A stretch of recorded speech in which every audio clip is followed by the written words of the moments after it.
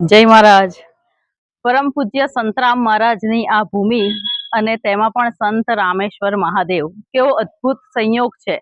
આ ભૂમિ એટલી પાવન છે કે એ તો નડિયાદવાસીને કહેવાની જરૂરત નથી કે અહીંયા આવતાની સાથે જ અંદર રોમ રોમની અંદર એક અદ્ભુત આપણે એ અંદર એક ઉર્જા સંચારિત થતી હોય છે. આજે ખાસ પૂનમ, તે પણ અધિક માસની આ પૂનમ, સવારે બ્રહ્મ મુહૂર્તના સમયે મહાદેવના શરણમાં અભિષેકનો લાભ મળે તો ખરેખર કંઈક આપણા પણ એવા સંયોગ જોડાયેલા હોય તો જ અહીં સુધી આવી શકાય. ઘણા સમયથી આવવાની ઈચ્છા હતી પણ મહાદેવ બોલાવતા નહીં હોય એટલે જ નહીં આવી શકી. પણ આજના દિવસે જ લખ્યું હશે એટલે આજે હું અહીંયા આવી શકી કે મારું ભાગ્ય કે અહીંયા આવીને એટલું શાંતિથી પૂજા થાય છે.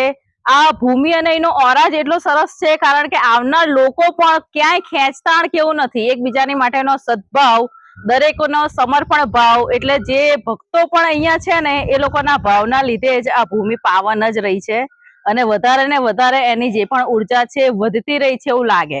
સાથે જે અહીંયા પૂજારીજી છે, મહારાજ છે, એ પૂજા કરાવે છે ખૂબ શાંતિથી એકદમ. દરેકે દરેક શબ્દ, પહેલી વખત મેં પૂજા કરી પણ તે છતાંય એવું નથી લાગ્યું કે નથી ફાવતું, ક્યાંક મારી ત્રુટિ રહે છે. મહારાજ એકદમ શાંતિથી સમજાવતા જાય છે ને એ રીતે એકદમ સરસ રીતે શાંતિથી આ ભૂમિ ઉપર પૂજન મારું સરસ રીતે થયું, અભિષેક થયો.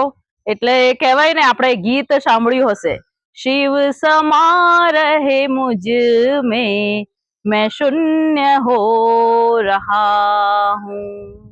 તો આવી જ અનુભૂતિ એક એક વસ્તુનો જ્યારે અભિષેક કરતા હોઈએ તો અંદરનો જે આપણો ભાવ હોય એ પણ જાણે ખરેખર સાક્ષાત ઈશ્વર આપણી સામે જ છે, એમના નજીક છીએ ને એવી જ અનુભૂતિ છે. આ શબ્દોમાં દરેક વસ્તુ તો વર્ણવી ખૂબ મુશ્કેલ છે પણ ટૂંકમાં કહું તો અપ્રતિમ. અને આ જે અનુભૂતિ છે એ બીજે ક્યાંય ન મળે. સવારના બ્રહ્મ મુહૂર્તની અંદર આ ધરતી પર, આ ભૂમિ પર, આ પ્રાંગણની અંદર જ જે છે એ ખરેખર ભાગ્ય હોય તો જ આવી શકાય છે.